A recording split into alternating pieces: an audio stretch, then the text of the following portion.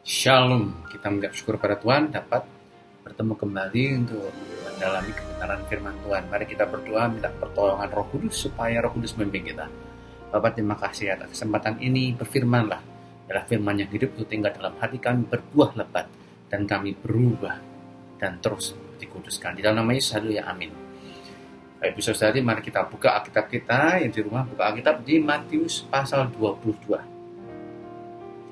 Perumpamaan tentang perjamuan kawin.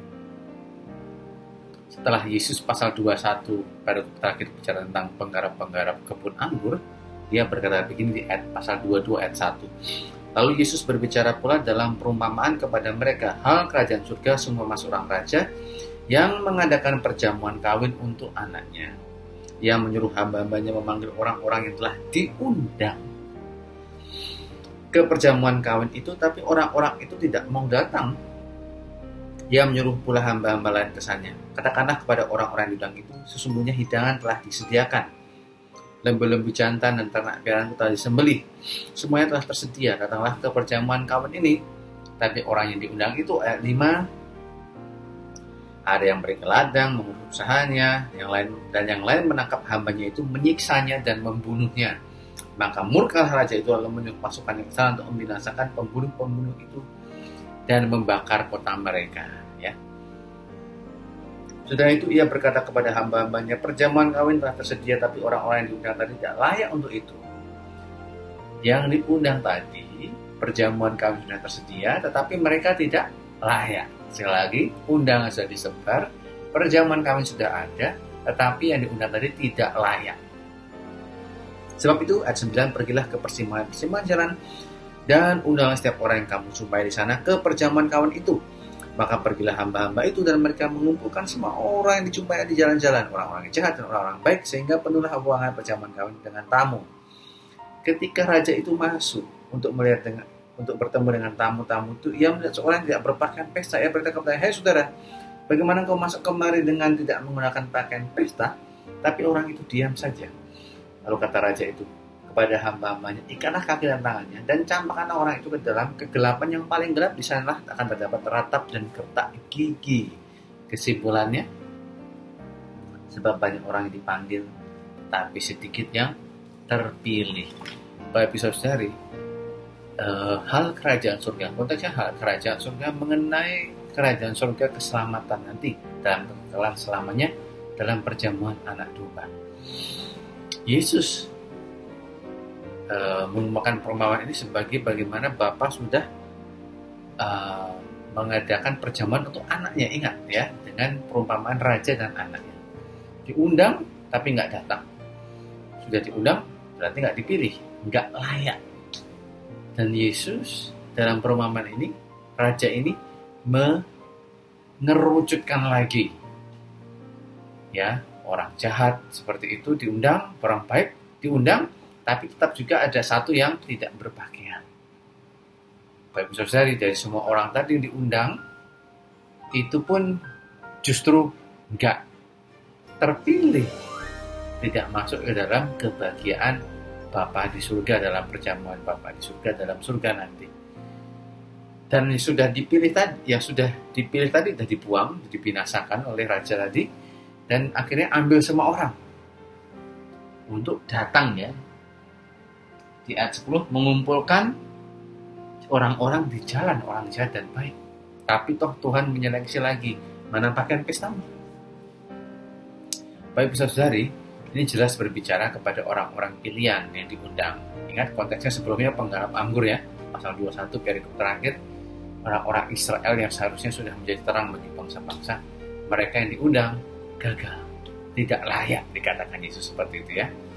Lalu berikutnya, di tengah orang yang diambil itu terus diseleksi lagi. Oh, ini nggak pakai pakaian pesta. Baik saudara, di dalam perjamuan pakaian pesta itu sangat menentukan. Zaman sekarang namanya dressing for occasion. Jadi kok saya datang menemui bos saya, sama saya datang ketemu sama adik saya, pakaiannya beda.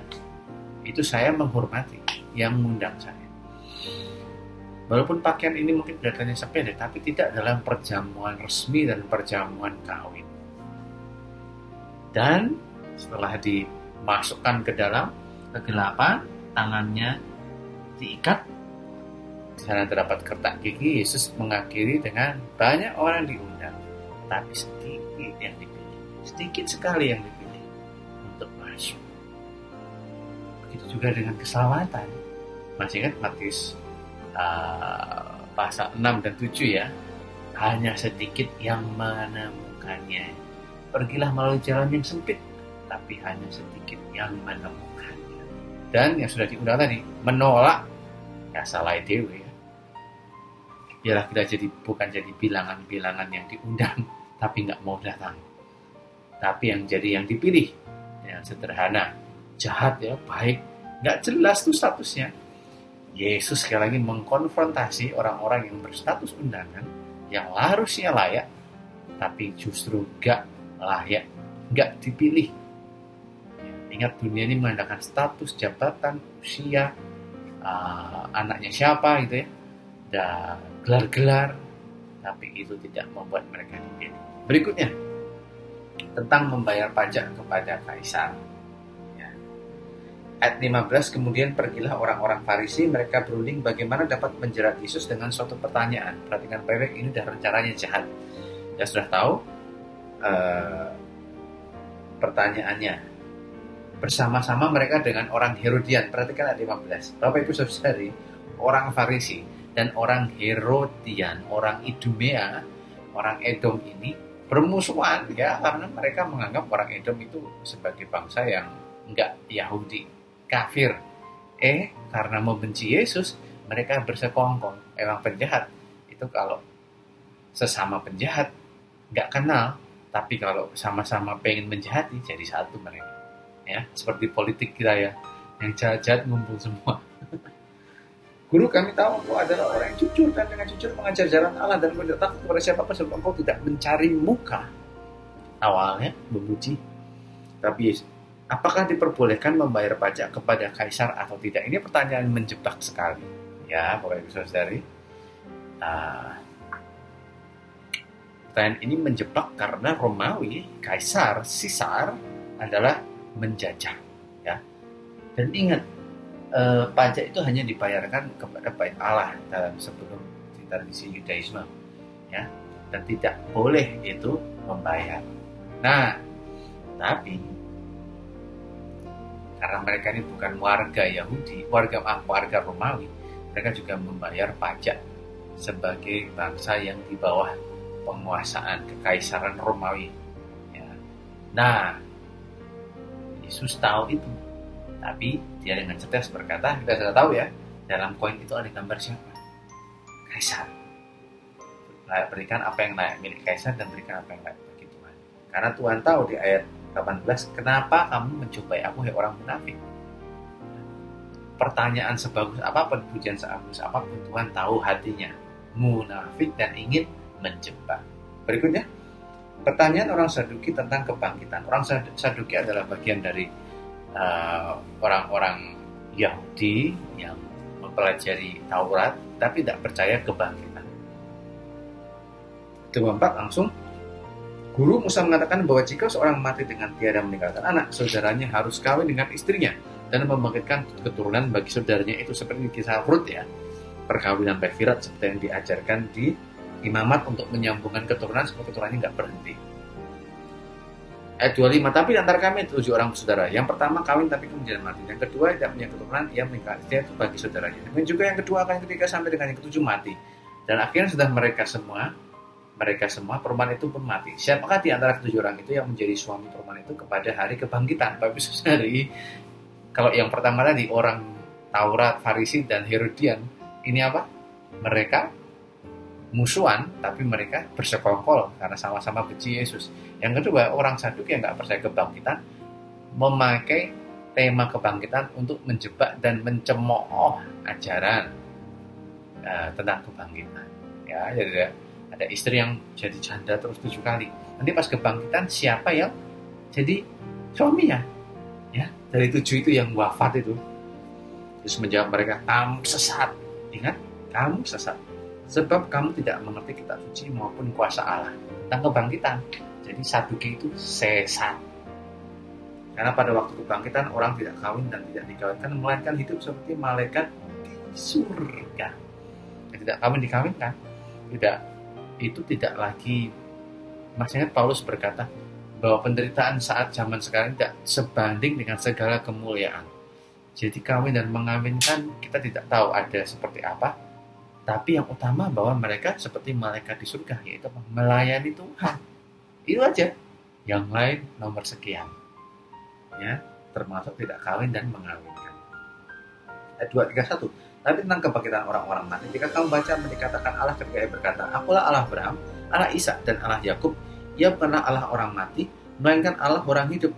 Orang banyak yang mendengar itu takjub akan pengajarannya. Baik, saudara, ingat, Allah Abraham, Allah Ishak dan Allah Yakub. Mengapa Yesus menyebutkan Allah Abraham, Ishak dan Yakub dengan pertanyaan tentang kebangkitan dan Allah orang hidup bukan Allah orang mati? Baik, saudara, Abraham, Ishak dan Yakub itu dibatasi umur. Abraham mati sekitar umur 100 berapa itu ya. Ishak juga dan Yakub juga. Tapi mereka tidak mati, mereka itu bangkit. Ya. Jadi kalau nggak percaya dengan kebangkitan, jadi bukan Allah Abraham, Ishak dan Yakub gelarnya. Mereka akan dibangkitkan lagi. Dibangkitkan. Jadi mereka Allah yang hidup. Jadi Saduki lebih nggak percaya kepada kebangkitan tubuh itu loh Bapak Ibu Saudara. Tubuh itu yang Yeskiel seperti tentang tulang seperti itu ya. Jadi Saduki nggak percaya kebangkitan tubuh ya, besok di sana ya cuman roh aja gitu ya. Nah Yesus berkata, ini Abraham, Ishak dan Yakub. Ya ada kebangkitan, Allah yang hidup, bukan Allah yang mati, orang bangkit-bangkit. Mereka takjub mendengar. Berikutnya, hukum yang terutama. Nah, ketika orang Farisi mendengar bahwa setelah membuat orang Saduki itu bungkam, gonta-ganti Bapak Ibu Saudara ya. Mereka, seorang ahli Taurat bertanya untuk mencobai dia. Guru, hukum manakah yang terutama dalam Taurat? Jawab Yesus kepadanya, kasihlah Tuhan Allahmu dengan segenap hatimu, dengan segenap jiwamu, dan dengan segenap akal budimu. Adalah hukum yang terutama dan yang pertama. Dan hukum yang kedua yang sama dengan itu ialah hukum yang kedua yang sama dengan itu. Hukum pertama dulu harus pertama. Lalu hukum yang kedua yang sama dengan itu mana? Kasihlah Tuhan Allahmu dengan segenap hatimu, jiwamu, dan segenap akal budimu. Kasihlah sesama manusia seperti dirimu sendiri. Pada kedua hukum inilah terkandung hukum Taurat dan kitab para nabi. Bapak Saudara, ada seorang yang bertanya, bukankah kita harus mengasihi Tuhan terlebih dahulu? Aduh, baca lagi Alkitabnya. Hukum yang sama dengan itu. Jadi kalau bilang mengasihi Tuhan tapi ninggalin anak dan istrinya dengan alasan apapun, omong kosong, kamu nggak mengasihi Tuhan. Nggak bisa kita mengasihi Tuhan. Emang Tuhan harus pertama ya, jangan salah. Tapi orang yang mengasihi Tuhan, hukum yang sama dengan itu, mengasihi sesamanya seperti diri sendiri. Kesamaan caranya gimana? Seperti diri sendiri. Nggak mungkin kok ada orang yang membenci diri sendiri, kecuali dia abnormal, edan. Itu. Jadi sama. Sekali lagi, tidak mungkin mengasihi Tuhan kalau tidak mengasihi diri sendiri. Dan tidak mungkin bisa mengasihi sesama. Dan tidak mungkin bisa mengasihi sesama kalau tidak mengasihi Tuhan terlebih dahulu. Saya lagi ulangi, tidak mungkin bisa mengasihi sesama kalau tidak mengasihi Tuhan terlebih dahulu. Omong kosong. Ya. Hubungan antara Yesus dan Daud. Ketika orang-orang fasik yang berkumpul, Yesus bertanya kepada mereka, katanya, apakah pendapatmu tentang Mesias? Anak siapakah dia? Kata mereka kepadanya. Anak Daud. Katanya kepada mereka. Kata mereka kepadanya. Nah, jadi Yesus bertanya kepada orang Farisi yang berkumpul, Mesias itu siapa? Mereka jawab anak Daud. Nah, mereka berpikir ya sebagai keturunan Daud secara biologis ya.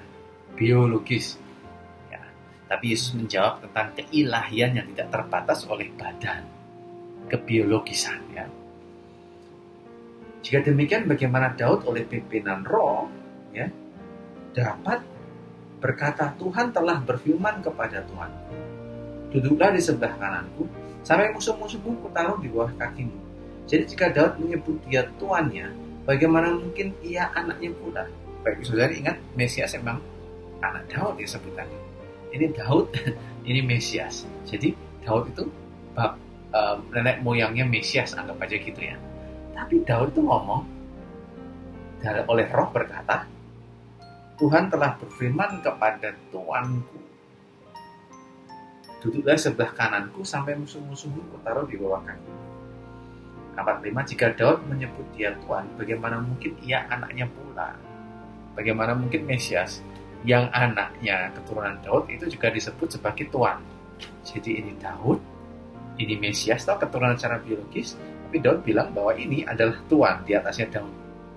Nah ini kan nggak masuk akal kalau dalam tradisi Yahudi, tradisi budaya apapun. Orang tua ya nggak bisa jadi anak, anak ya anak. Tapi karena Allah Tritunggal, Yesus Kristus Allah Bapa Putra Roh Kudus tidak dibatasi ruang, waktu, dan fisik seperti kita, keturunan, memang secara manusia Yesus keturunan, tapi dia adalah Allah, dia adalah Allah Bapa, dia adalah Allah Putra, dia adalah Roh Kudus. Ya, satu yang esa, tapi dalam satu esensi, dalam tiga pribadi. Mereka bungkam, nggak dong, tidak paham. Ya orang-orang yang mengejek Trinitas itu ya orang-orang yang nggak paham. Ya, memaksakan otak Yesus ya Tuhan yang satu, nggak bisa diperanakkan. Siapa yang bilang nggak bisa? Justru Allah yang Maha Kasih, dia bisa mengasihi, harus ada objek yang dikasih. Allah yang Maha Kuasa, Allah Maha Kasih, Allah Pengampun, ada objek diampun. Sempurna dia. Kita sih, itulah akibat kita memaksakan kebiologisan manusia kepada Tuhan yang ilahi. Ya error. Tapi Trinitas hanya bisa dipahami juga hanya lewat ini, Roh Kudus. Ya maklum buat mereka yang gak ada Roh Kudus, gak dong. Tuhan memberkati. Sampai jumpa minggu depan di Matius pasal 23. Amin.